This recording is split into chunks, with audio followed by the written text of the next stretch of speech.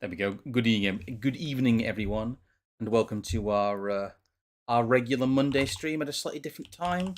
Um, we are now live. Hopefully, I'm crossing our fingers because we had some horrendous technical problems last time. Last time we had Philosophy Cat on, and I believe that everything is functioning as intended. Well, she's not just disappeared the moment we've started the stream. Yes, yes. I don't know. No. No, I'm here. And no, I know. Whoa! All This right, worked. we should use this opportunity, I guess, to not do it ad hoc and actually introduce our guest. Yes. So for the second time on our channel, without any technical difficulty, we do have Philosophy Cat. For those who don't know, do you want to quickly introduce yourself? Well, I am Philosophicat. I have a YouTube channel. I usually talk about Julius Evola, but also some related topics. And I am newly back on Twitter. Yay. So you can find me there. Yes. And I'm looking forward to discussing Eros and the Mysteries of Love, which is one of my favorite books by the Baron.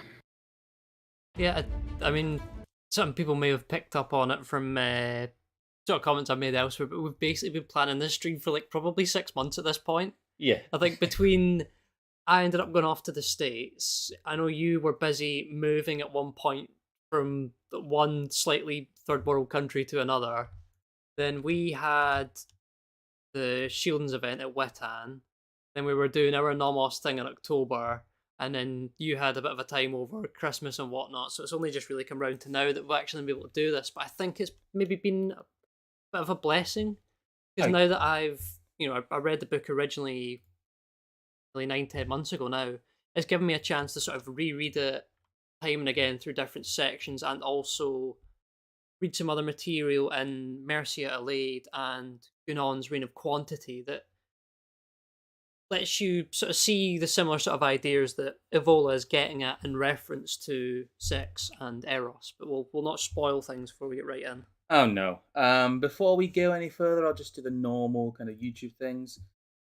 We are still monetized through some quirk of fate, God knows how. So if you want to ask any questions, you can send a super chat or a super stick or any of the silly things that YouTube lets you do, or you can just go via our Streamlabs. We'll make sure to check in. We do answer all our questions. Streamlabs is the best way to donate because it takes the lowest cut. All our links are down below. We have the anti-politics thing, which is our Substack, still going on, and we'll be updating that once a week, if not twice a week, basically from now on. So we'll have a lot more written content out, and I've put it in the chat, but also all of Philosophicats. I always say your name wrong, Philosophicats. Links and stuff. Your bio.link is down there, so you can find her basically everywhere that she is. I've got a YouTube channel up currently, so that's where you can find her. I think that's all the normal. Oh, apart from the whole if you do want to keep seeing these do interact kind of thing, but yes, that's just do summon the algorithm gods in the comments by performing the rituals. yeah, some of the algorithm gods, some of the like gods, all of that. You have to perform the ritual, or else will disappear into some kind of internet abyss. I'm sorry, but that's the metaphysics of YouTube. Them's the rules. Right. Anyway, I'm gonna get us kicked off. I've got a little bit of a sort of preamble here to get us started, just so we can, try and put Evola in a context that is maybe useful to people nowadays. Because I think a lot of people who are from the more typically traditionalist sort of arguments or a Christian standpoint when it comes to sexual dynamics would be adverse to some of the conclusions they would maybe read out of Evola on first glance. And because they don't understand his sort of wider worldview, which we're not trying to get fully into, and of course, if people do want to get more of an in-depth view, your channel's of course the best place to go for this. But, we live in a time in a world that is sort of devoid of meaning completely. And that means that sex has become, as Evola would frame it, as a sort of profane act. We all know that sex has lost its place in the world and is a constant topic of conversation, ever more so since the so-called sexual revolution. Can Evola help us to find a way through the murky waters of modern sexual dynamics, or at the very least, a way to see something better in it? One of Evola's major contentions with a typical traditional view of celibacy until marriage or sex for procreation is that it's a profane and materialist outlook that hides the true purpose of man's eros and its use in sex. This is, of course, in no way to suggest that Evola condones vain promiscuity. Instead, he sees sex as altogether pertaining to a different purpose, one that is higher, transcendent, and in his view, transphysiological. The state is achieved in these conditions, normally associated with stress, overload of pleasure, stimulation, or even believed to be sickness, where actually these are moments when the individual is actually having an experience of losing the sense of self, consciousness, as Evola would frame it. It is that modern profane man has lost his ability to read and harness Eros that he can no longer exercise this ability, nor does he understand what he's dealing with. Because we live in the profane world, there is no ritual, there is no practice, there is no initiation into these things. So the understanding of them is just completely gone. Which sort of leads us into the first point I would like to get into. But I don't know if you want to comment maybe on that as an overview on what Vola's briefly talking about in some elements of Eros. No, I think that's a good start. Let's jump into what you've got. Cool. The first couple sections we've got are not from Evola, because why not?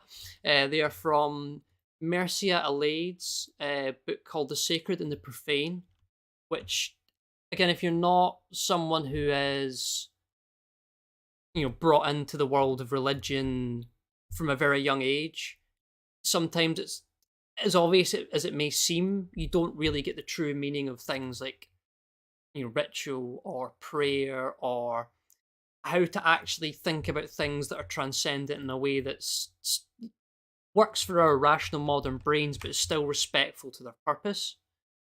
And I think one of the first things you can do in that sort of path is working out the distinction between what is sacred and what is profane. And that's, of course, what this entire book here from Eliade is about. But there's just a couple seconds here in the intro that I think gives us a good place to start. Man becomes aware of the sacred because it manifests itself, shows itself as something wholly different from the profane. To designate the active manifestation of the sacred, we have proposed the term hierophany. It is a fitting term because it does not imply anything further. It expresses no more than is implicit in its etymological content, i.e., that something sacred shows itself to us. It could be said that the history of religions from the most primitive to the most highly developed is constituted by a great number of hierophanies, by manifestations of sacred realities from the most elementary hierophany, manifestation of the sacred in some ordinary object, a stone or a tree, or to the supreme hierophany, which for a Christian is the incarceration of God in Jesus Christ. There is no solution of continuity.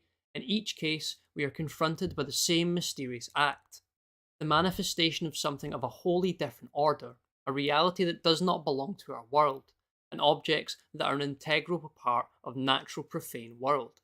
And this comes, in a section just after he discusses, and I think the one after as well, about the setting of homes, and that homes weren't really possible in, the times of, and this is another thing that's mentioned in Ancient City by Fustel Colognes, that you could build a house and people could be living in it, but until you perform the right rituals and you build it to the right layout, it isn't a home.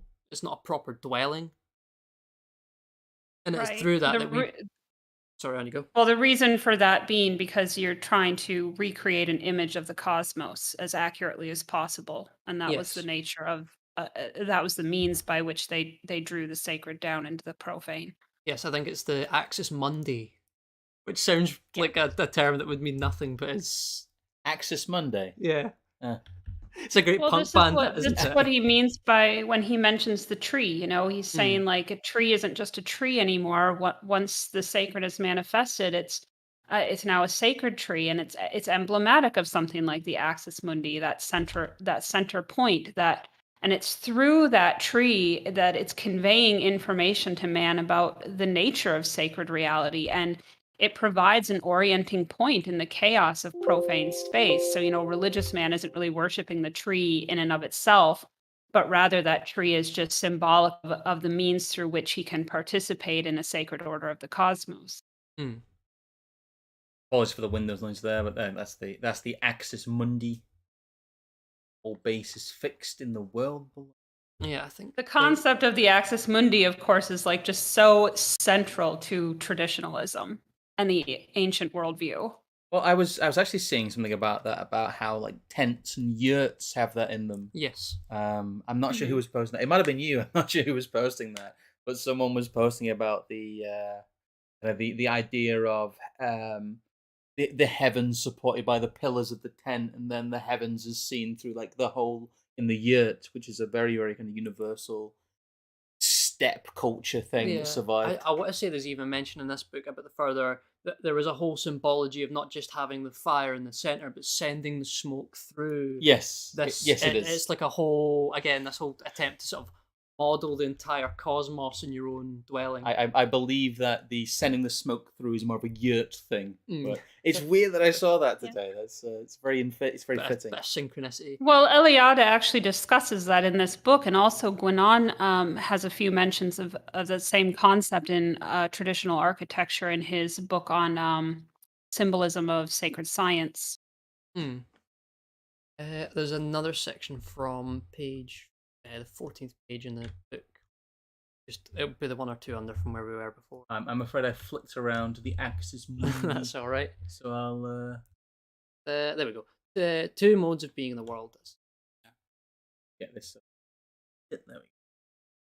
The abyss that divides the two modalities of experience, sacred and profane, will be apparent when we come to describe its sacred space and the ritual building of the human habitation, or the varieties of the religious experience of time, or the relations of religious man to the nature and world of tools, or the consecration of human life itself, the sacrality with which man's vital function, food, sex, work, and so on can be charged. I will say, if I remember correctly, the section on sacred time in this book is amazing. There's some great stuff in there.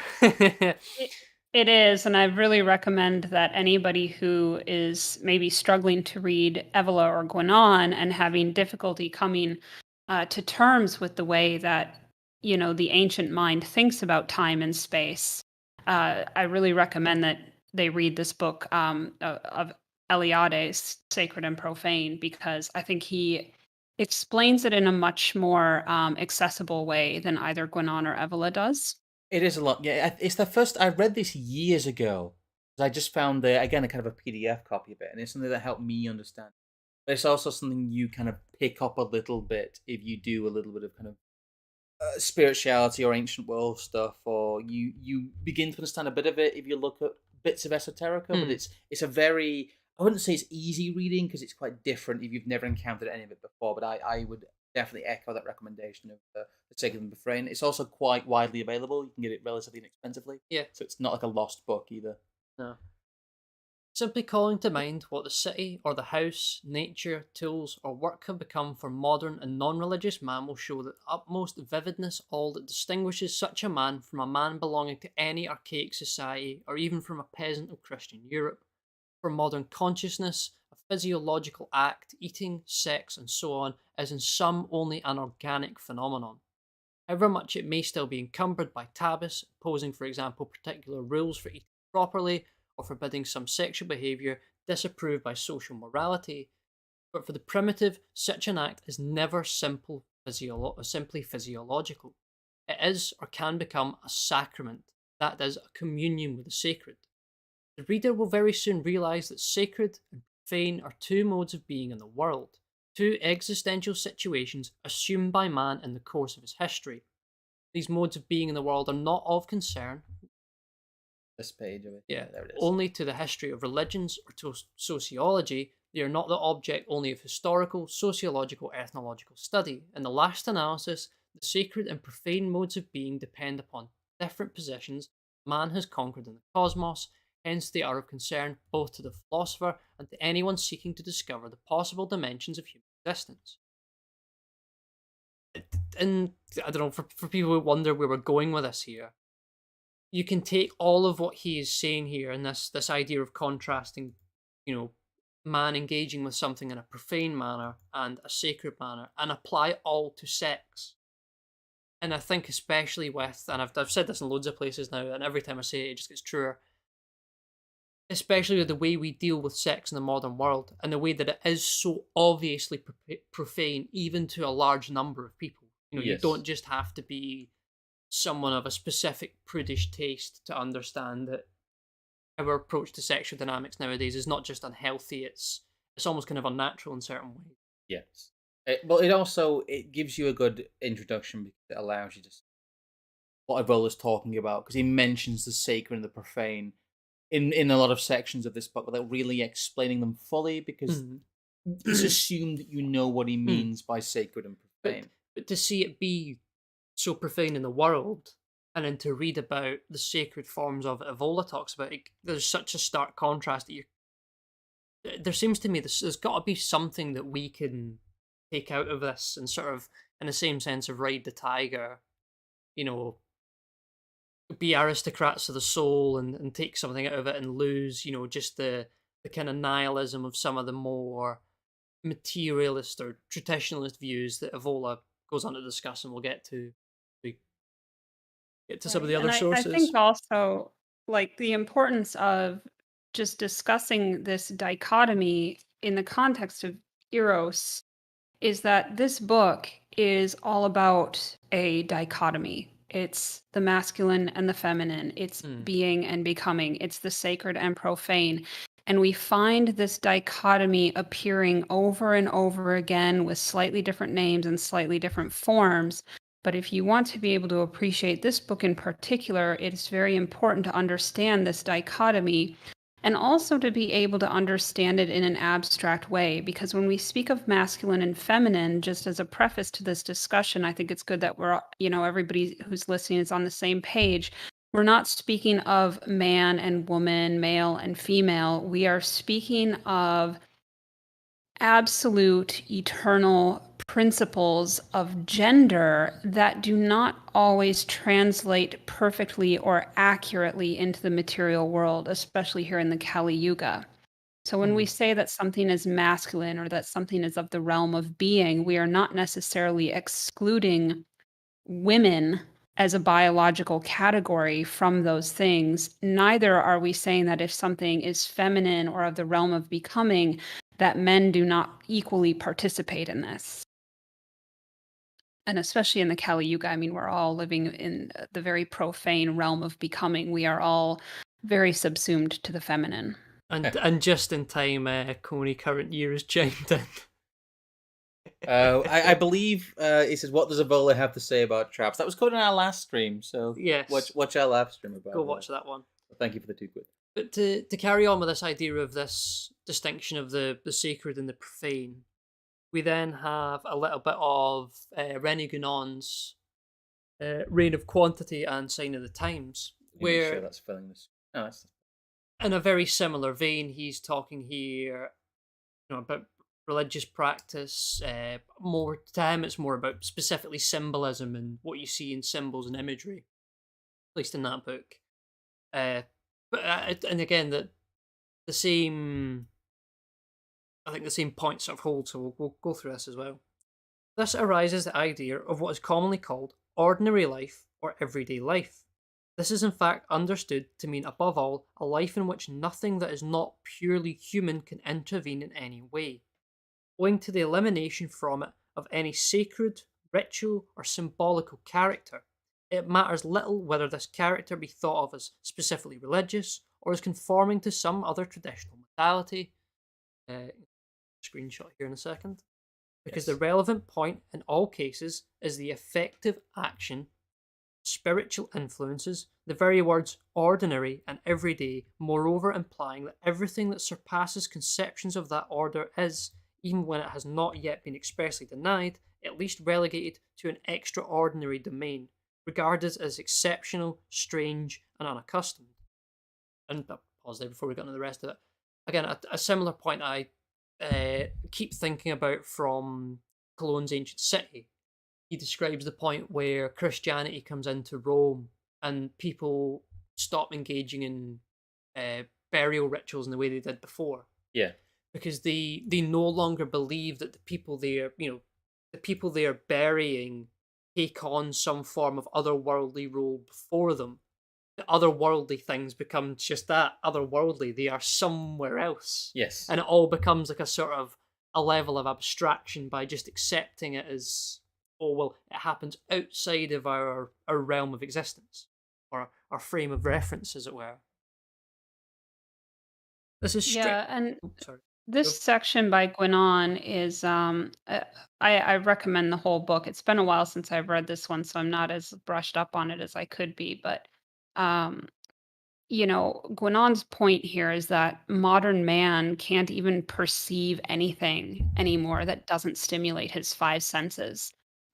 Just the faculties of his perception have become so extremely narrow, and by extension, his ability to comprehend things has become very narrow. And so this has the effect of just reinforcing this profane view of life because first of all, this profane view of life is born out of a defect in spiritual perception in the first place, but then it kind of creates this like feedback loop, this self-justifying limitation where empirical knowledge is considered the only and ultimate form of knowledge simply because people can no longer even comprehend any other valid ways of knowing. It would be like if we lived in a world where most people are blind from birth, but suppose a few people claim to be able to see and they described what it was like, oh, you can get accurate information about the world from a distance. I can look at my cat across the room and I know that he's soft without having to touch him. But I can also see color, and color is meaningless to a blind person because of course I have no reference point for what that means. It's because it's not something their other senses can ever detect. What is color to a blind person? It's nothing. So all the blind people, will just think you're crazy or a liar if you claim to be able to perceive something that they can't. And so this is what it's like to talk about the spiritual to the profane man. And traditional civilizations didn't even have this point of view. They looked at everything in the light of the sacred, and to deny the sacred and only to look at things in a profane way would be to completely deny the human potential to ever be anything more than human. This profane point of view just kind of gradually chips away at the sacred by relegating some things to just be solely the purview of what Guenon's calling like everyday or ordinary life. When in fact that ordinary life is really just the illusion of Maya. But unfortunately, once that's set in motion, the number of things that are seen only in a profane light increases until there's nothing left of the sacred point of view and everything gets reduced to mere materialism. Well, I was going to say, I've lost my train of thought there. Yes, no, it always reminds me of the section in Eros, and I'm afraid I don't have a screenshot of it for us to go through here because I don't want to have too much. But he discusses, ancient or more tribal societies where they didn't have an understanding or a knowledge of the connection between actually engaging in sex and procreation. Exactly. It wasn't even that they, considered having sex for some other purpose. They were totally unaware of the fact that procreating itself, could come from sex. They thought it was some other ritual that they were doing at the time that was responsible for that. And as you say, it goes to show, how perceptive they were to other things in their environment, which we may or may not have any knowledge of, that led them to believe that it was, a ritual they were maybe doing with hunting and something else with a fire over here, and that's what allows the women in the village to have children, not the fact that they actually have sex. Yeah, they completely delineate the two, and I actually find that's like weirdly cute almost. It's relatively it's innocent, but you're right. They thought of it more as like a ceremony than they thought of it. They were as summoning the storks. Yeah, they weren't actually thinking about this. I don't know if he gives you a specific reference anywhere in the book for who these people are, but he just seems to sort of suggest that this is a certain group of people. Primitive peoples, basically. Even if it's like complete nonsense, the idea of it as a thought experiment I do find quite interesting. Yeah. But we'll carry on with the source I've got here. This is strictly speaking a reversal of the normal order as represented by integrally traditional civilizations, in which the profane point of view does not exist in any way, and the reversal can only logically end in an ignorance or a complete denial of the superhuman. Moreover, some people go so far as to make a similar use with the same meaning of the expression real life, and this usage has a profoundly and singularly ironical character. The truth is that the thing so named is on the contrary nothing but the worst of illusions. This does not mean that everything it contains is actually devoid of all reality, although such reality as it has, which is broadly speaking that of the sensible order, is all at the lowest level of all. There being below it only such things as are definitely beneath the level of all manifested existence. God, he loves a big sentence, does Guenon. Yeah, he does. He does love a big long sentence.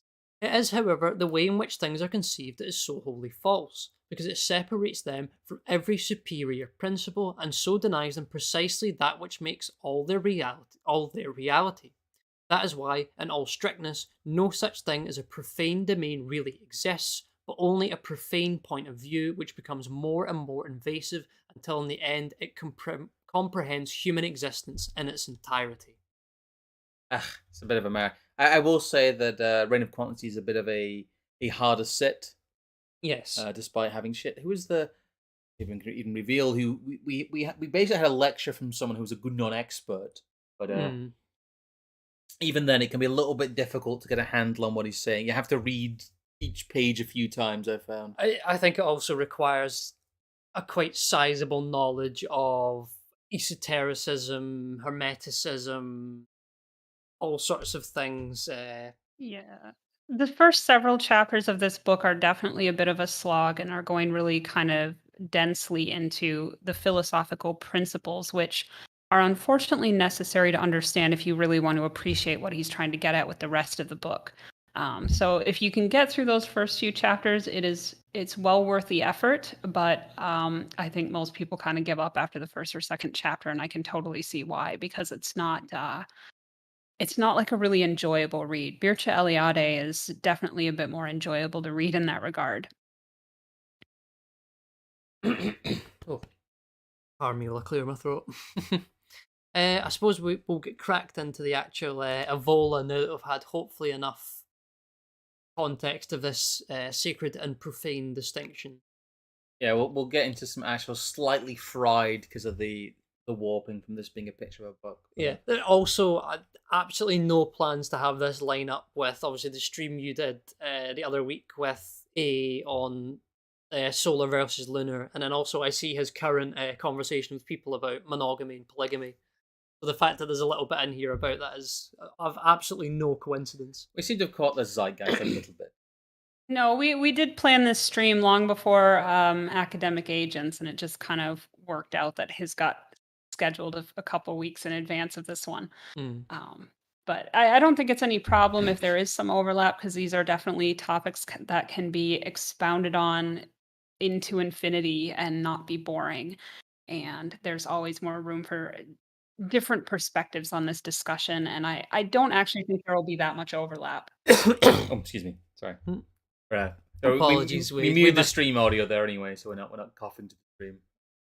Mistimed that there a second. Yes, well timed. But shall I?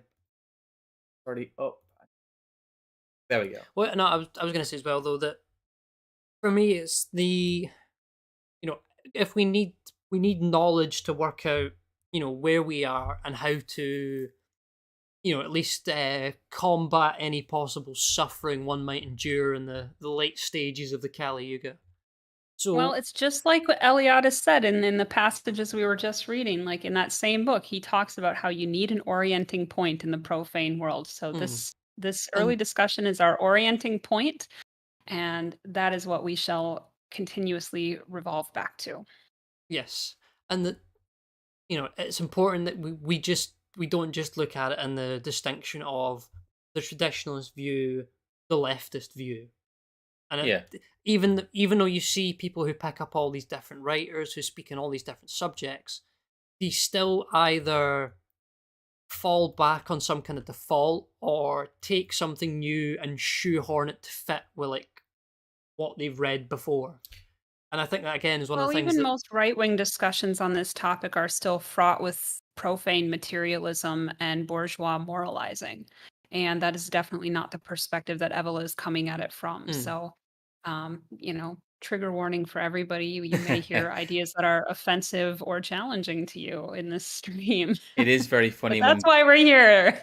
Yes, it is very funny when people who've only read maybe sections of like Revolt and Ride the Tiger encounter the rest of Evola's work and realize he's not some sort of like two genders dab on the SJWs, empiricoid. Yeah. So it's anyway.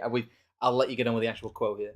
In an ordinary individual, and especially in a civilized individual of the Western world, erotic experience often has a passive nature. It is as if the corresponding processes begin and proceed on their own without the action of man's will. He cannot even focus these processes accurately on any of the three levels. This situation is considered so natural and normal that a person thinks his desire must be compulsive, beyond his control, or else he doubts the sincerity and depth of his feeling or desire. In languages of Latin origin, the word for passion expresses precisely the idea of submitting or suffering. The same is true of the German word Leidenschaft, from the verb leiden, which also means to endure or suffer. Again, another one of these sort of profane views that man is somehow a victim of his desires. Yes. That the fact that he is a sexual beast is sort of something that he must be ashamed of, or be subservient to almost. Degree of Yeah, passive. the modern erotic experience is very much of a passive nature. It's,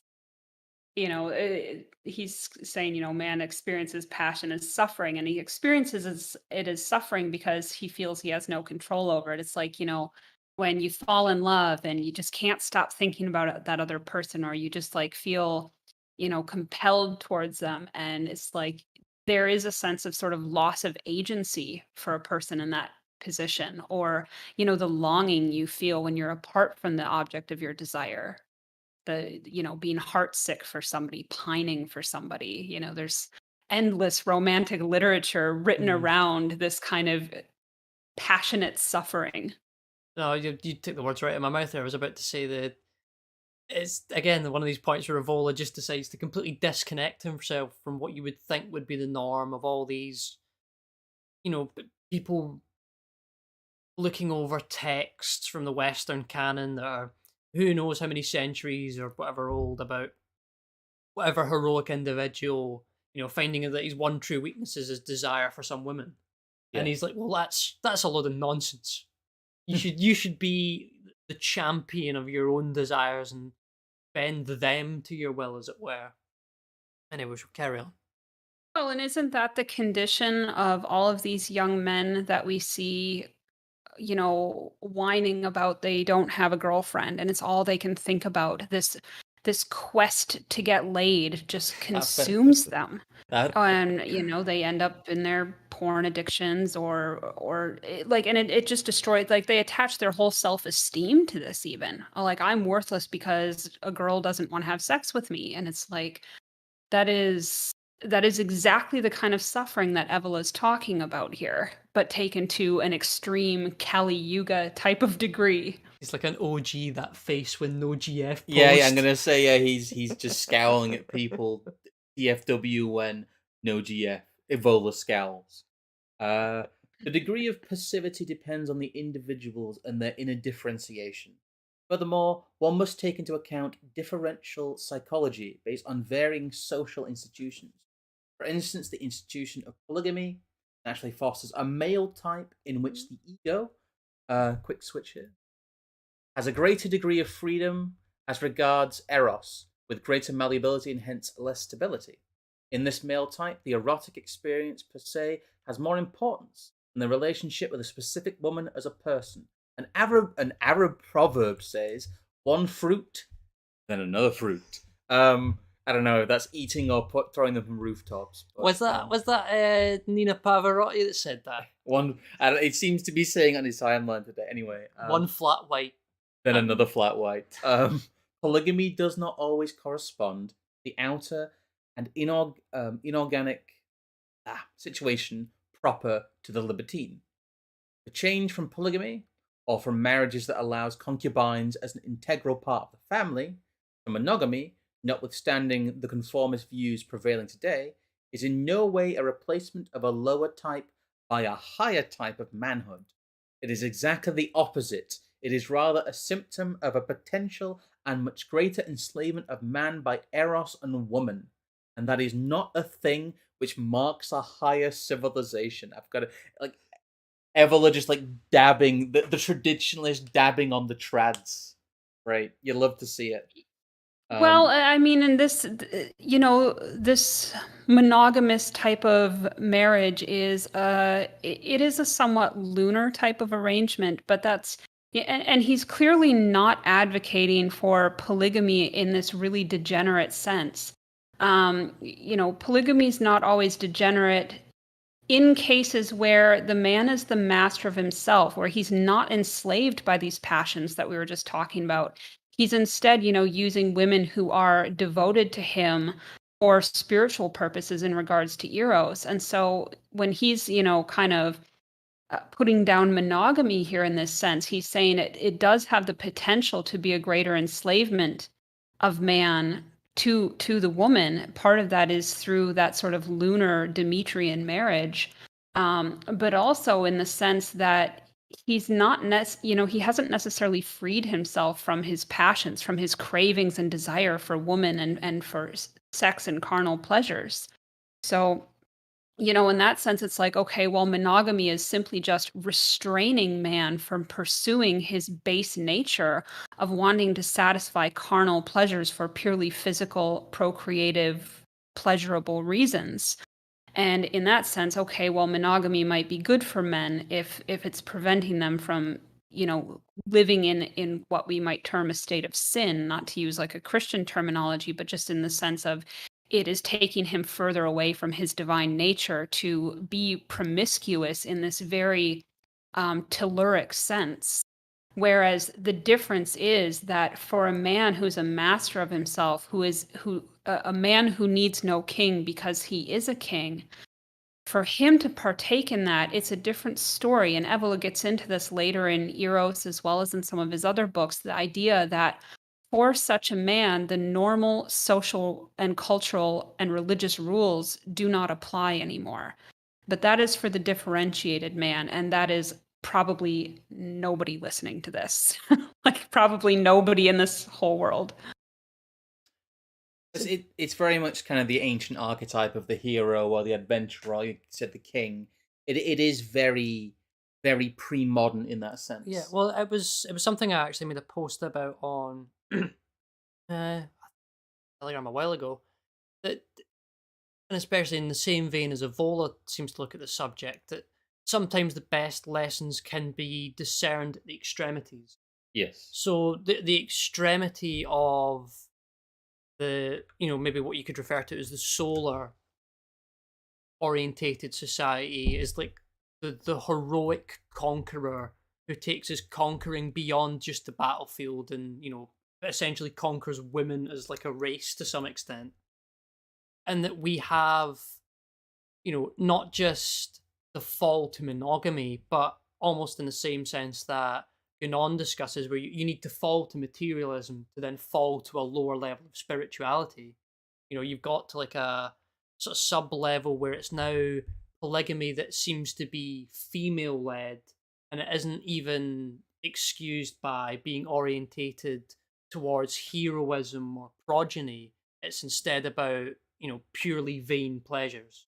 Belong. Yeah, well, there's a big difference between having, a harem of women who are practicing, a spiritual devotion to their Lord and King, and what they're engaging in sexually is, some kind of initiatory type of transcendent sexual relation aimed at producing a heroic quality in the man.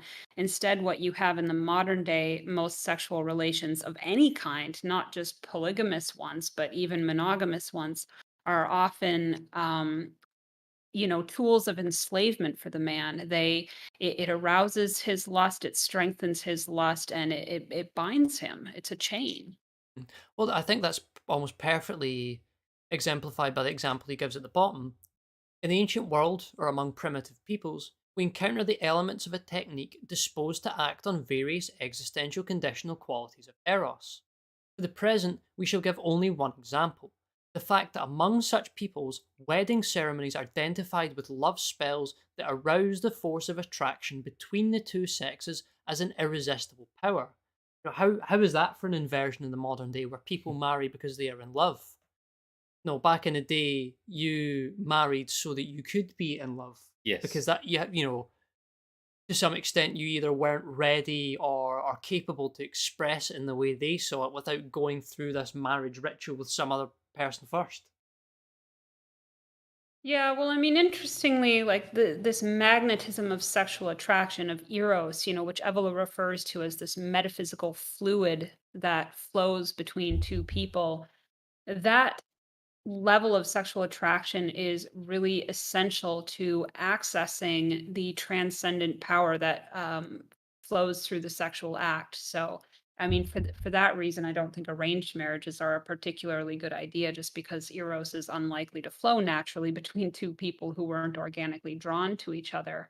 Um, in I want to say it's somewhere in a footnote to Revolt, but don't quote me on this. But I do recall Evelyn mentioning at some point that in ancient Rome, it was the feeling of agape between a married couple or platonic love was considered to be so important and foundational in a marriage that if that didn't exist, the marriage would be considered null and void.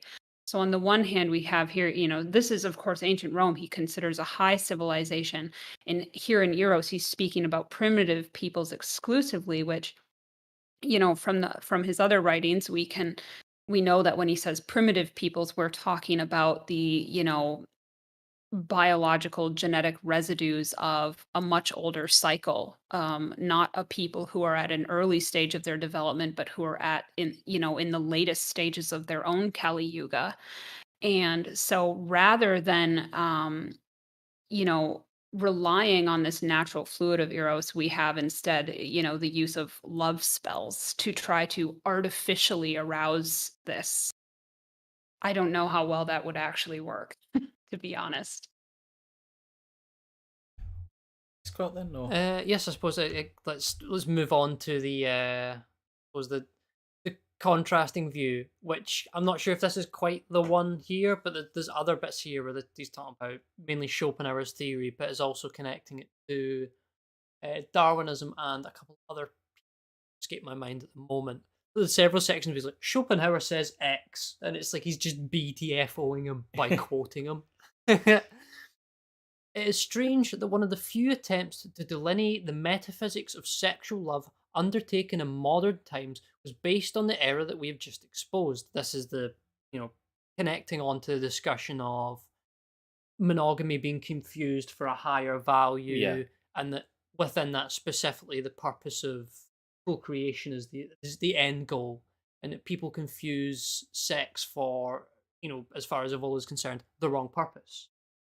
They're seeing it for its end goal, not for the act itself and the experiences gained during that act. To maintain the concept that the essential purpose of love is procreation, the formation of the next generation, Schopenhauer had to introduce a mythical genus of the species, which apparently arouses the attraction between the sexes and is determining factor in sexual choice. It is unknown to the persons involved, whom indeed it deceives and uses as mere tools. The birth of a given baby, said Schopenhauer, is the true objective of all the romance of love, even though the protagonists are not aware of that object. The way in which the objective is reached is purely secondary. I mean, it is no wonder that some of the people that talk big about Schopenhauer on the internet are some of the worst autists ever. It is the autistic view of procreation. It's also it reminds me of, there was a whole thing of an atheist in a preamble to his book, and it was just basically, this is Evola calling Schopenhauer. It's like Reddit's down the hall, Schopenhauer. Yeah, I mean, I think on the next page or a couple pages after that, he debunks it, and basically just his BTFO is to just kind of say, if Schopenhauer is correct, then his theory that the genius tricking men into falling for a beautiful woman who's the best choice for reproduction, he's like, if that were true, it should lead to reduced sexuality in the least fit. And instead, those, the lowest caste of men are the ones who breed most prolifically. Yeah, I'm not sure if it's in there's more to this, but we'll get into here. I'm not sure if it's in this one, but he does quote Schopenhauer, and he's like, it's the daemon of sex in the woman that makes the man spill his seed or something like that. I think that might be in the next section we've got here. Jane Chat asks a valid question. Says, do you think Evola would support monogamy, arranged marriage for the masses, and polygamy for the elites, insofar as he would care about the masses? I think that's slightly misunderstands his framework.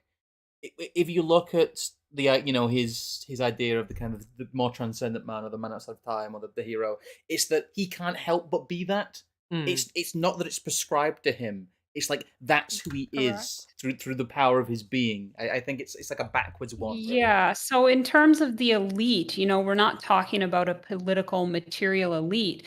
We'd be talking about a spiritual elite. We are talking about these men who are kings unto themselves, the Hmm. differentiated man. And for them, these rules don't apply. It's not that we prescribe that for them. It's that if they wish to partake in that, it's not doing any harm to them because they are not attached to it, and they are able to act without that sentimental pathos that afflicts the plebeian man. Hmm. Well, I think the As for like supporting arranged marriages, I don't think Evola cares all that much about what the masses do, because he sees them as just being very promiscuous. Even if you tie them into monogamy and arranged marriage, it doesn't change their fundamental nature. All it does is just gives them rules that kind of don't even suit their inherent nature, and sort of forces them to live within a certain like moralized context. But I okay. don't know that he would support prescribing any of these things. Well, I was going to say he otherwhere sort of explains the fall nowadays because people who would otherwise at least attempt to exercise these sort of the things that the aristocrat of the soul would do, as you Yeah. say, the higher man, the man against time, whatever phrase you want to use for it, to prescribe these rules, these values, and definitely, I know he references equality and democracy as one of the causes of them, onto him, is what stops him making use of this potential. And it is in there that the problem exists. We'll get on to the next image. I think it's also worth pointing out that Evola doesn't typically tell people what they should be doing. He is merely explaining what the world of tradition thought about these things. And, he's describing what a differentiated man is. And it's up to each of us to figure out if that applies to us or not. Well, I think, like I said, one of the biggest problems people have when they try and read Evola is that it's not prescriptive; it is descriptive. Mm, And people Yes. are too used to being told what to think through prescriptive text because it is the norm in all post-war discussion. Really, philosophy shouldn't be prescriptive; it should be descriptive. And he's almost going back to more of that scholastic thing of it's a discussion, it's not a conclusion. It's a set of points. It's He's not a actually, it's dogma. very rare to see Evola actually give his own opinion on anything in this. And when he does, he's very clear that it is his opinion or his conclusion that he's come to. But they are few and far between. For the most part, he's saying these are the common threads throughout the ancient civilizations, throughout the traditional literature, and here's how it all ties together. But you're correct. He's not telling people what to do. He's not giving answers to you. He's saying, here's the path. Go seek out the answers for yourself. If you're willing to do the work, then you deserve those answers. But he doesn't suffer fools, and he doesn't suffer people who aren't willing to do the work themselves to find out. mm. Okay, we'll carry on here. He goes on to say, carrying on from the previous section, the objective then, the procreation of a new being as close as possible to the pure, perfect type of the species able to survive. Thus, the species should induce every man to choose the woman best fitted for such biological purposes and make her seem ideal, clothing her in such an aura of beauty and seduction that the possession of her and the pleasure she can give seem the essence of all happiness and the real meaning of life. The best for the species lies where the individual believes he will find the greatest pleasure, and so feminine beauty and pleasure are made out to be illusions, mere baits which the genus of the species cheats and makes a fool of the individual. Schopenhauer adds, this is the reason why every lover feels disappointed after he has finally attained his purpose, sexual satisfaction, for the illusion with which the species has deceived and aroused him has vanished by then. Essentially, these are mere speculations on the borders of Darwinism, and their one-sided and abstract nature is obvious. First, this mechanism of biological end purpose should belong to the unconscious, to which it was assigned most decidedly by E. von Hartmann when he took up once more the theories of Schopenhauer and developed them correctly.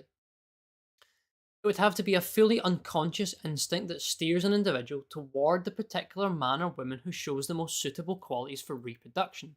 Since there is nothing of this kind present in the consciousness of the one who loves and desires, the elementary attraction of the sexes and the fluid intoxication that arises between them is innocent of such an instinct or its hidden knowledge. As we shall see later, even when looked at from the outside and stripped of subjective evidence, the problem of sexual choice is much more complex than the theory of natural selection implies. If we shift our attention to a mundane activity, nourishment, and compare it to sexual choice, we find that no man but the most primitive will choose or prefer only those foods best suited for the survival of his organism. This is the case not because he is corrupt, but because he is man. That's pretty good. He's just in a roundabout way saying that, like, well, people choose different things. You did he? It's not an obvious choice who the ideal mate is. Otherwise, beauty would be settled and it would never be discussed. Oh, also, Well, I mean, as you say, like Schopenhauer is like, just a bit autistic, and he's just completely ignoring like the human element in this, and the fact that the heart wants what the heart wants. And Evola's analogy here of nobody chooses only the foods that are like the most healthiest for him, that he needs in order to optimize his body functioning. He chooses what he likes. At the moment, like, I'm on a big watermelon kick because I've recently discovered that I love watermelon, and so that's pretty much all I'm eating. Is that the most healthy thing to do? Probably not the most balanced diet. It's not terrible, but I just kind of got to get it out of my system. That doesn't make sense from a perspective of like optimizing my health and energy, probably, but it's like, well, the stomach wants what the stomach wants, the same as the heart wants what the heart wants. And sometimes you just fall for the most toxic person imaginable. Yeah, so you should probably throw some proteins in there, maybe some fried chicken as well. But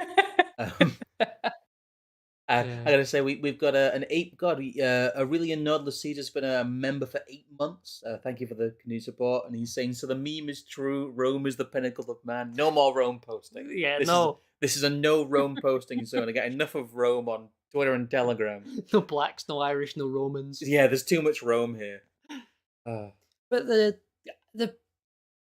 I think it might be one of the 2 pages after this when he finishes this section off that I don't have the image for, but he sort of contrasts this whole view with essentially an admission that to try and place a full understanding of Eros and its metaphysics in our world is impossible. And that the lengths, it's almost kind of demonstrated in that, and the lengths that Schopenhauer and others have to go to sort of have this whole view that you're being tricked by the daemon of eroticism, and that you're being cheated, and that's why men have post-nut clarity. But that, to truly, once you've begun to understand what Evola is describing when he talks about Eros, to try and understand and place it in the world would be like trying to understand the meaning of life. It is a question that is so beyond us that we just cannot do it justice. At the very best, we can sort of skim the edges with what Evola is allowing us to see here.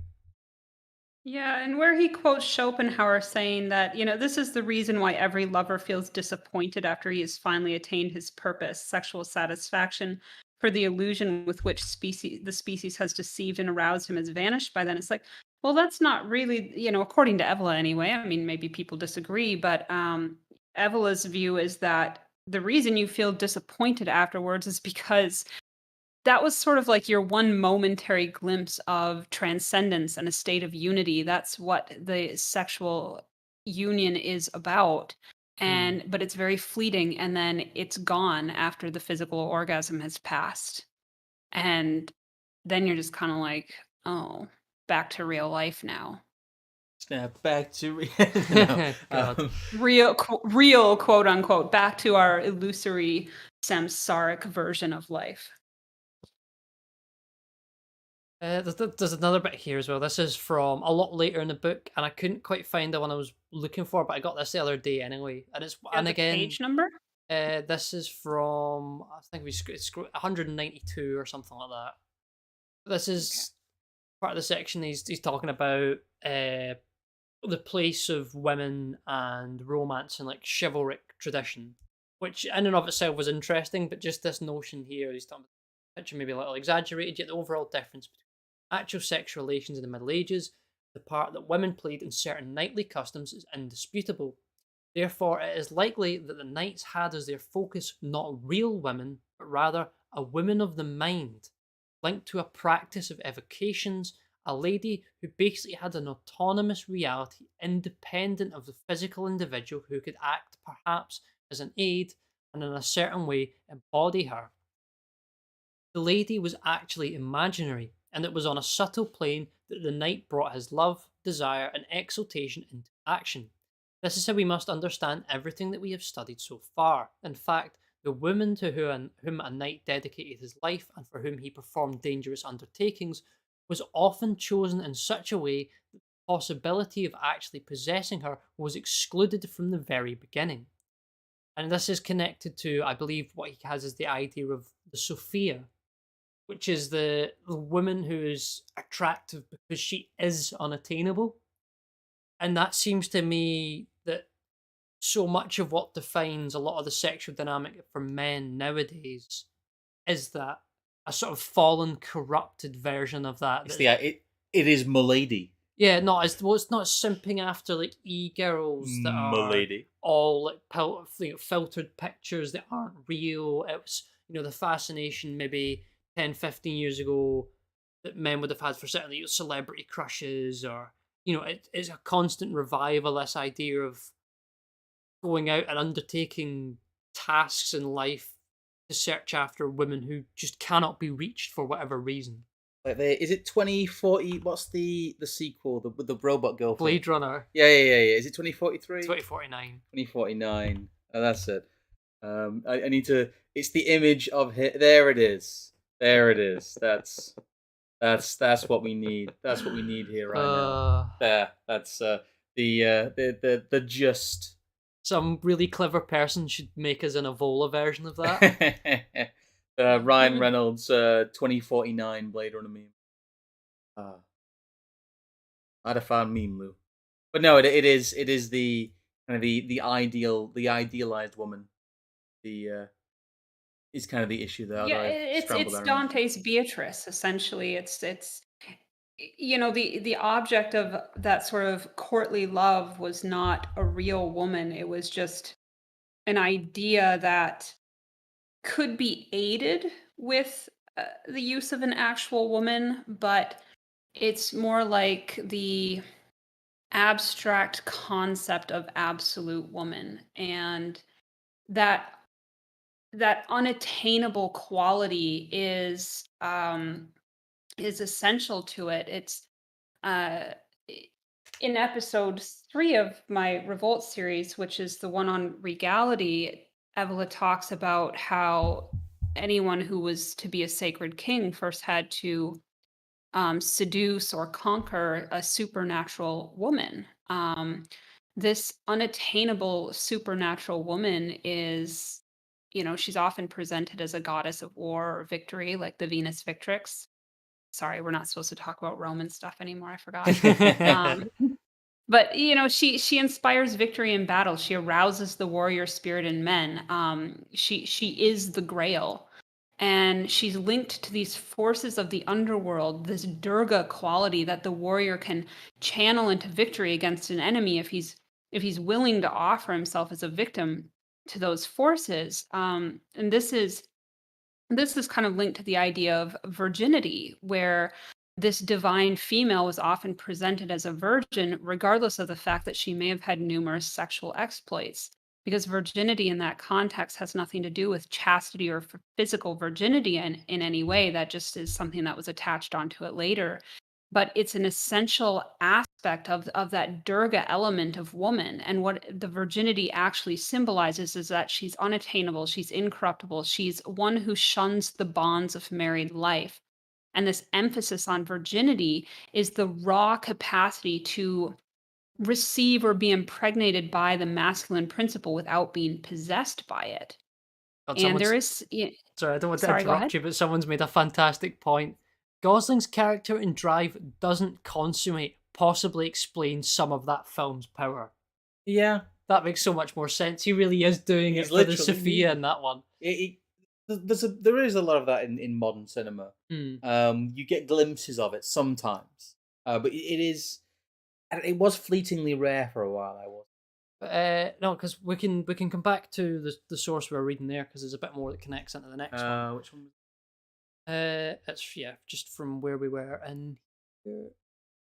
Yeah, because I know as well that I don't know if it's mentioned specifically in Guenon. It's someone's book about the Grail myth, but there is the whole thing of the fact that the women already possess the Grail. Yeah. Women are the Grail. Yeah. It's said that on the Grail, the hero will find the name of his beloved inscribed. And that is the only woman he's allowed to have. Well then. Where would it go? Which, contrast that, of course, to the way that, modern men think about women and the way women present themselves to men. The images of woman that the modern man gazes upon do not inspire him to victory. They rather just pull him into the undertow of the samsaric current of material reality. They enslave him to his senses. He never lifts his gaze towards anything higher because woman's not an object of inspiration for him anymore. She's just something to be degraded in service of his own carnal pleasures, which then causes him to hate himself and then project that hatred onto the feminine because he's angry at himself for having ceded so much of his own power and agency to it. The temptation of woman is not, in the traditional sense, is not meant to just be a seduction of the flesh, which is to pull man into the world of becoming, but is rather to represent a sort of like Luciferian left-hand path and this seeking of a power that could allow man to challenge the gods. One more donation there. Thank you, Evelyn Caesar. She's real to me. But right about. Shall we continue with the quote? Yeah, we'll continue with this one, and then we'll go on to one last minutes or so. We'll have a bit of discussion then as well. Yeah. She could belong to another man, and therefore hope of marriage was impossible. She might be renowned for cold unapproachability, though her cruelty was accepted and even exalted. Go, girl bosses. She could even be the image of a woman who indeed existed but had never been seen. Nonetheless, such a woman fed men's desires and drove them to service, leading even to death. While in any other respect, such men as warriors, feudatories, and knights obeyed no other law but their will, were not used to subjection or renunciation, and were averse to any sentimentality. In certain circles in Provence, the name Donai or Donny actually meant a kind of erotic relationship that, in principle, shunned the possession of women. In one illustration of the time, a man has his hands tied symbolically, and it was said that he who wishes to possess his woman wholly knows nothing of Donai. And in other cases, the man already had and possessed a woman, but she was not the object of such an eros. As we said earlier, we must think here of a silent will to prevent concrete erotic relations from marking the end of the inner tension. Rilke observes quite rightly that it seemed men feared the success of their courtship more than anything else. That's a very George Costanza mindset there, isn't it? It's an extreme. But on the other Always hand, sabotaging himself. But on the other hand, we should remember the facts that fit into the system of evocation of the female as such, and of the absorption of the female and self-integration with her on a superphysical and invisible plane. Such a state is an approximation, albeit confused, absolute. Yeah, but the next. All right. Okay. Absolute possession of the inner woman, and runs parallel to a constant urge towards self-transcendence. Heroic undertakings, dangers, adventures, and every fanatical action done for the lady. For example, it is meaningful that the Crusades were often included among such deeds. The theology of the castles and courts of love commanded faithfulness to both God and woman, and affirmed spiritual salvation of the knight who died for the woman of his mind. And this is compared to the idea of celibacy you are sold nowadays, Yeah. that is, almost a kind of like dry monk who's passionless and poor and Yeah. grey. This is someone instead who's taking, It's to preserve the passion. yeah, It's to keep the passion and there. to actually aim it towards something, just higher than I- the female alone. I feel an Evolian video essay about Mario and Peach coming on. Well, here we go. The theology of the castles and courts of love commanded faithfulness both to both God and women, and affirmed spiritual salvation to the knight who died for the woman of his mind.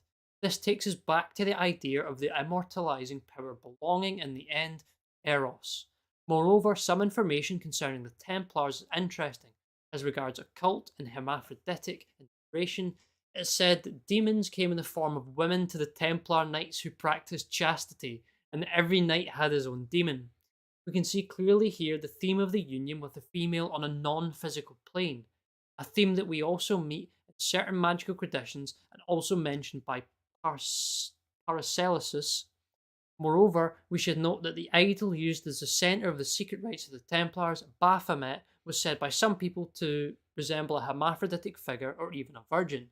So, to maybe fill in some of the gaps between here and the earlier stuff we were reading, when he's talking about the inner woman or union here, or the sort of unity, it's all that is male in the man and all that is female in him meeting with his perfect opposite and his partner, and then them forming a total unity of like one whole person, one whole man, one whole woman, and one form, as it were. And that's depending on the certain rituals and this, that, and the next thing. That can either be physically achieved here and now, or only through some greater sort of crusade or sacrifices. Example here.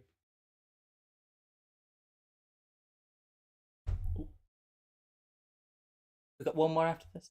Yeah, it's just there's a last one we can do. Oh no, I was just pausing, wondering what if you had any thoughts on that. Yeah, we say it wrong. I always want to say philosophy cat, but that's somebody else. Philosophicat. Yes, Just cat is Philosophicat. Yeah. I can never. It's one of those things. I have a lot of thoughts. I'm just kind of trying to organize them in my head because the next episode of Revolt is the soul of chivalry, and so I've been organizing a lot of different little sections like this, and it is very interesting the degree to which the chivalric orders went in this direction to this faithfulness to woman, which almost seems like on the surface level it seems like it's simping. And it's like, how is that masculine? How is that solar? You're simping after a woman. You're devoting all your deeds for a woman. You're doing things to please her. And it's like, it's very important to understand that the woman in question was simply emblematic of the man's own inner woman, of the divine absolute woman. And it is that which he is trying to attain because that represents his soul and his salvation.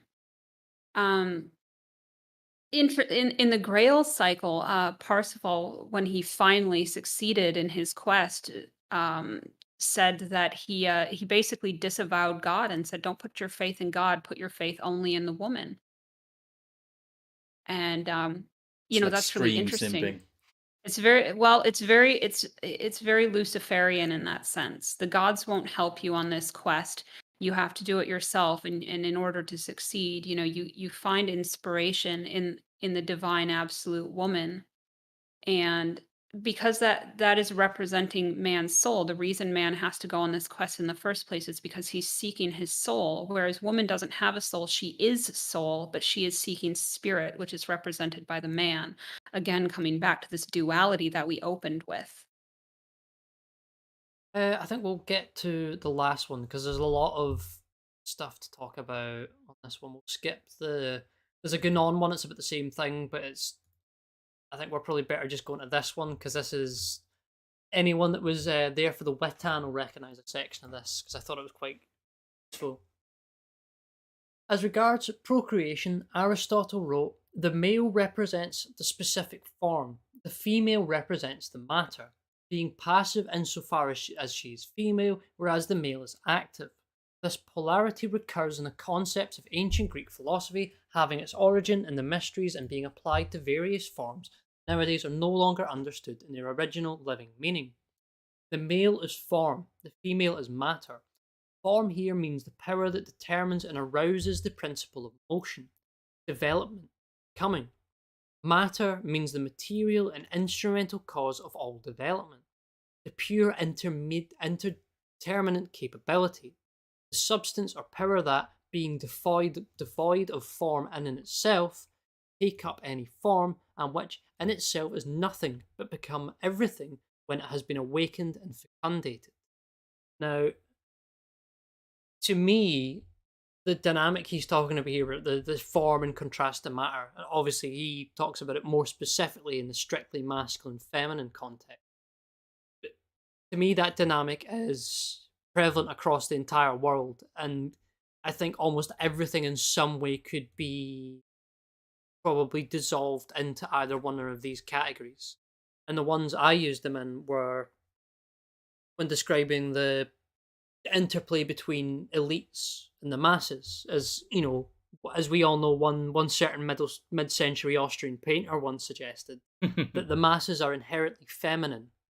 They are the potential and formless matter which require elites to give them, a form that they can then follow through on and become something else, and that they are always in. They are the actively passive as opposed to the passively active, I think is the correct way to frame it. Yeah, they are. Say that again once more for the people in the back.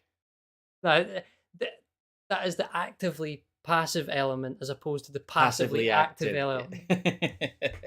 It's a decent distinction. I liked you were obviously trying to trip over your words there. That was funny. But no, I understand that. Yes. Yeah, I mean, just for the benefit of everyone to make sure the principle is understood in regards to this passage, the masculine principle is determining the shape that feminine matter takes. And this is a principle that applies at all levels of reality. So you see it over and over again in many different contexts. So think of like the passive receptive feminine as being like the lump of clay, and the active masculine is the sculptor that sees its potential and then actualizes it by molding it into a given shape. That clay, of course, can never actualize its potential without the sculptor, but neither can the sculptor ever showcase his talents, which represent that higher ordering principle, without the clay to work. So matter is really, it's nothing on its own, but it can become everything once it has been impregnated by form and its potential has been actualized. Well, it's specifically as well that almost the necessity for form to be bestowed upon you in some kind of way, I think, is the cause for a sort of feminine trope for attention seeking. I mean, I somewhat recognize in myself that, see, the things I did on social media several years prior were to some extent an attempt to have attention bestowed upon me that would give me something to follow or do or a bit of purpose in that sense. But then, in the same turn of fixing my social circle and other things that have happened around that, I now have attention that gives me a much more wholesome and workable sort of form to go off of, and that I no longer have necessarily the need to go out and seek it in that kind of sense. And it's Right. It's the difference between the person who panders to their audience on social media versus the person who stays true to their own principles and just creates what they feel like creating regardless of the reception to it. No, I mean But the slightly more, and I think this is again this is one of the elements that people maybe could come in touch with more easily. I mean, the sort of the term that's normally bandied about is that, like, women don't exist if men aren't in the room, Yeah.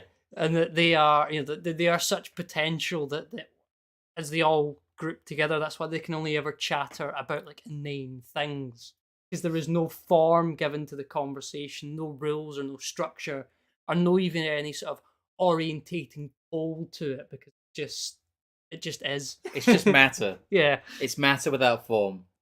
I being a like massive kind of classical history, I kind of understand the whole matter and form distinction slightly innately, because they talk about it incessantly. They never shut up about matter and form and actors and reactions. It's something very very keen in the mind of the Greek world. But I do like his explanation here that the masculine is the form and the feminine in some way is the matter. It's a good way of describing it in that, I don't know. It also makes the matter sound a lot more lunar as well, to put it in those terms. Well, it makes you realize as well that this dyad, or the dyad that dissolves into unity, is fundamental to all sort of human knowledge in a certain sense, because this is the same distinction, I believe, that breaks down when you've got sort of the Plato-Aristotle view. Is all knowledge existing out there in a form that you're just waiting to acquire, or does it come to you at, sort of in the moment as you learn it, or is the knowledge already there and you just need to tap into it? It's such a sort of vital distinction. Let's to not get all into the Greeks' philosophy. whole debate about the nature of knowledge. No, I know, but it's very interesting to see that debate informs, or is also in some senses informed by this kind of polarity. Yeah. No, right about that. Any more we need to read here, you think? No, I think we've covered about enough, probably, to not blow people's heads completely off. Yeah, we've been through quite a lot of the source material. I don't know. I know a lot of people in the chat have said that Eros is a book, when they've tried to read it, that they've struggled with. That they've had a bit of a hard time with it. I know you've read it twice now, so kind of not a review really, but I guess some people are probably looking for a bit of an overview, I guess, from your point of view, like maybe a slight reader's guide. I don't know. I've read it in sections. Yeah. I've obviously read the bits for the stream, but I've read Eros, but I've read it in bits kind of throughout the months and kind of over a couple of years, because I've been dipping in and out of Evola and looking for certain keywords and concepts, and that's kind of how I read books. I will say I will read Cody Kern saying Evola must have had amazing post-nut clarity, but I think it probably exists in it's like it exists in a permanent state of it. Yes. And that's kind of how I read his writings. But like, you two have much more knowledge of the text than I do, so what's kind of like your overall, I know you can't really sum it up, but if you were to kind of give people an idea of what is Evola's idea, or what is he putting forward as his metaphysics of sex, and there's a lot of different conflicting examples. But what would you? I know it's a hard one for Evola because he put so many concepts forward. But like, for the people wanting it, what is your kind of overview and kind of slight review of the book? I guess Are you asking me? I'm asking both of you. Just I know a lot of people might be slightly confused that they haven't read it. I'll let Kat go first here as the No, resident Evola scholar. It's just if you were to try and give people a concept of what the book is, kind of just. All right. This is a book about the potentials of sex and Eros, that metaphysical fluid, to provide a pathway to transcendence. It is not a guidebook, but it's an overview of a lot of the concepts. So I think where people might be running into some trouble is that the first couple of chapters, like Reign of Quantity, are a little bit of a slog, because he's laying out the basic premises before we can get started. And he's also spending a lot of time being, the typical debunker, taking down the likes of Schopenhauer and others and saying, well, here are some of the theories that have been put forth, and here's why they suck. And then once you get past that, then he finally gets into the rest of the book, which is much more interesting. He starts discussing like the transcendent potential of sexual relations, and how does that all work, what is the connection between sexual pleasure and suffering. He touches on all kinds of different components, like modesty and nakedness, and what that symbolically represents.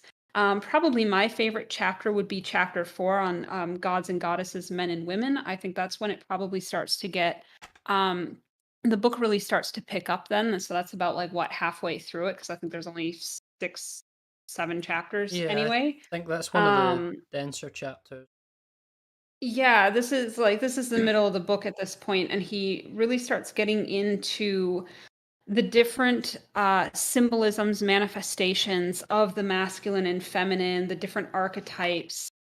And then the last 2 chapters of the book have to do more with, the different types of sacred ceremonies and initiatic types of sex magic. Yeah, that's And for me. That's where I think I got most out of the book, and not just on the subject of Eros itself, but through his careful exercise of these different ritual practices, the purposes they were aiming towards, the reason, not just why they did them, but why they did them on certain times or in relation to certain other events, and how that Mhm. from that we can inform more of what the spiritual view or the traditional or tribal view was. And that's why earlier on I brought up the example of, the people who procreated because they thought it was part of some other ritual and had sex otherwise and didn't see the connection between the two.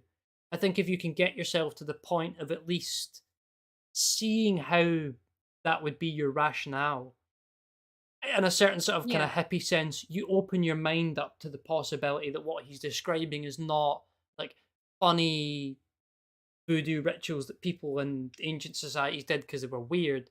There was a purpose to these things, and they were aimed to something Right. that we as who we are never going to be capable of fully understanding.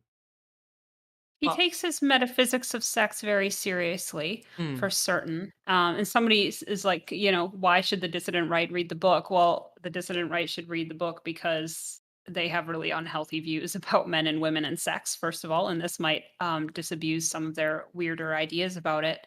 But I think we need to also keep in mind any book that we're reading by Evola, what is his main purpose with all of the books that he's written?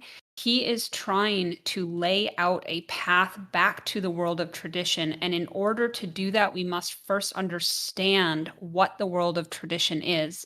So, this book is specifically, what does the world of tradition have to say about sex? What role can that play in our life here in the Kali Yuga? yeah. Is there any value in trying to use this as a tool? These are the questions that this book attempts to answer. Well, I like the fact as well that he doesn't just give you the knowledge by, explaining again at length initiation, the importance of knowledge that is hidden, and why there are, very good reasons to do so, to only make people aware of certain practices or rituals or the true meaning of them at some sort of certain level that they must attain by an ultimately sort of subjective and standard that is to some extent beyond us. It helps you to then understand what we should also do with the rest of our knowledge, and also the way that we organize ourselves as a group. I mean, that's Yeah. one of the most important principles I think you can drag out of any text, be it political, philosophical, or, believe it or not, a weird traditional treatment of the subject of sex. Well, having read it at speed at points and in sections, I would say that that's basically what I've done with all of Evola. Although I have read now basically the kind of his anti-modernity trilogy in full. I have actually read Men Amongst the Ruins, which is a little bit of a slog, but everyone likes Ride the Tiger. If you have anyone to start with Evola, I would. I would actually recommend The Bow in the Club. Although I was going to say Ride the Tiger or The Bow in the Club as I would as an not recommend people start with Ride the Tiger. Yeah. Riding the tiger requires that you first understand if you're a differentiated man or not, and too many people dive into that and they get entirely the wrong idea about that book. Um, it has a fun title. Oh yeah, Surfing the Kali Yuga. I get it. It sounds cool. But if you don't understand what Evola's metaphysical worldview is, you are going to come to the wrong conclusions. As for Eros, in terms of like the personal value that you could get out of reading it, just in terms of like practical application to your daily life, it is always beneficial to really understand the essence of what masculine and feminine is. You can see it in your own relationships, you can see it in the broader collective. It does really help to construct a solid framework of how the world operates, and they are concepts that you can apply practically into your relationships with other people, and in particular in your own romantic relationships. I will say as a not a final point, but Ruvik, I think that's how I sent the chat, makes a very good point. Just like knowledge is also a reward unto itself. No, it's not. No, Indeed.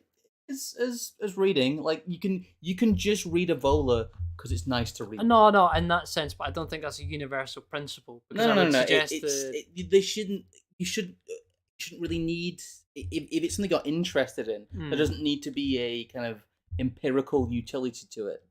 No, of course not. I don't think that's a universal principle. I would agree with someone who becomes more critical of the Enlightenment every day. No, I know that, but it's just the idea of that, like you can just read it for pleasure. No, of course You can. It is a good, interesting read. A lot of people struggle. I just like the way Evola like I phrases just like things. the book. Yeah, it's. I know. You said that people come to the wrong conclusion with the Ride the Tiger, but I know people who've started there and they've not understood it, but they've gone back to try and do the reading to understand it, and they've just enjoyed the experience of reading it. There's a lot of people who kind of there isn't really a good place to dive into Evola because it's such a different world.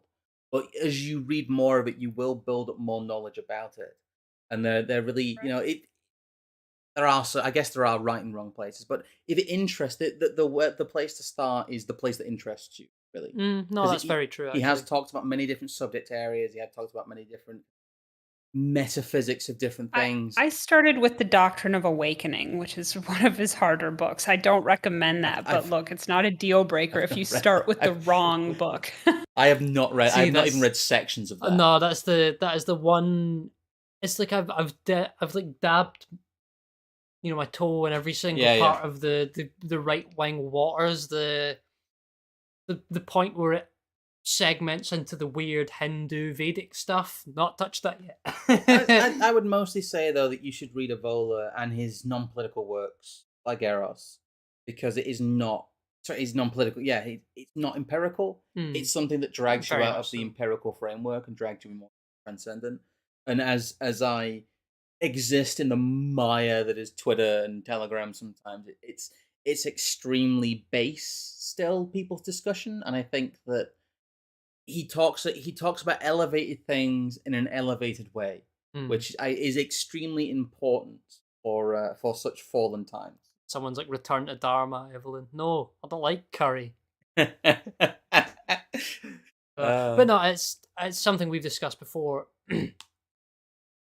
Engaging one enough of this material to the point where you start to rip yourself out of the empiricist and sort of materialist and the two cornerstones really of liberalism at that point, as we see it in the modern view, is in and of itself a sort of transcendent experience, I think.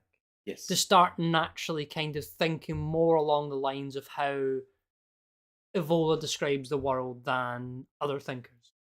But I suppose before we go off on a million different tangents, I suppose we should probably come towards the end. Oh yeah, I would say, is there anything that you want to shill or say before we kind of come to a bit of a conclusion here? Paquette? Well, I don't have too much to shill at the moment. I'm, working on a few new videos for my channel, which I'm doing simultaneously. So they are all taking forever, and I should probably just focus on one of them. But, we do have a new Revolt episode in the works, which, as I said, will be on the soul of chivalry, and we'll touch on a lot of the topics that we've discussed today. So keep an eye out for that in the next couple of months. That's kind of going to be the big main project for now. So, and yeah, I see you've got my bio links up on the screen, Yes. which I don't think your doesn't Twitter's in have here, Twitter though. Yeah. anymore. No, I have to put it back. I honestly didn't think I was ever going to get it back because it's been close to a year at this point. But I've got my astrology page, so if anybody's interested in booking a reading with me, you're welcome to do that. If you want to just learn more about astrology, I will be hosting monthly study groups for that again starting up this month. I haven't picked a date yet, but it will be on a Friday most likely. I've got my Telegram channels as well, so you can find me there.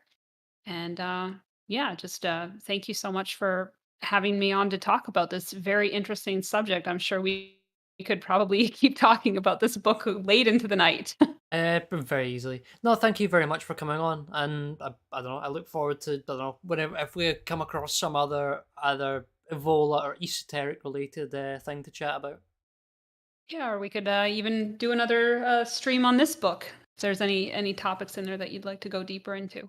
Yeah, I would be more than happy over the future to kind of work on that, and maybe we could tackle some of the denser stuff in the middle if people enjoyed this as a bit, maybe a primer, as it were.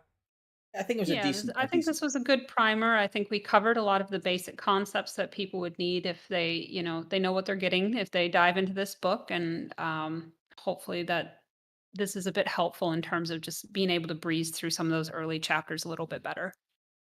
All right, guys. I will say thank you for tuning in. Then I know it's been a little bit different than the big kind of like very, very building blocks kick we've been on with like policy stuff recently, but I know people enjoy kind of a variety of content. Yeah, don't worry, we'll be back kicking you in the side of your head with Yeah, something yeah, on yeah, yeah. Wednesday. Nah, yeah, we are we streaming Wednesday? Yeah. Oh, we are. Oh boy, we're gonna have a double bill for you. Wednesday and Monday are gonna be like. I know we say we're not blackpilling, but we try not to be. But the process we're gonna have to take people through to get to where we're going is gonna be a little bit rough. So buckle up, buckaroos. Anyway, you guys have a good evening. There we go.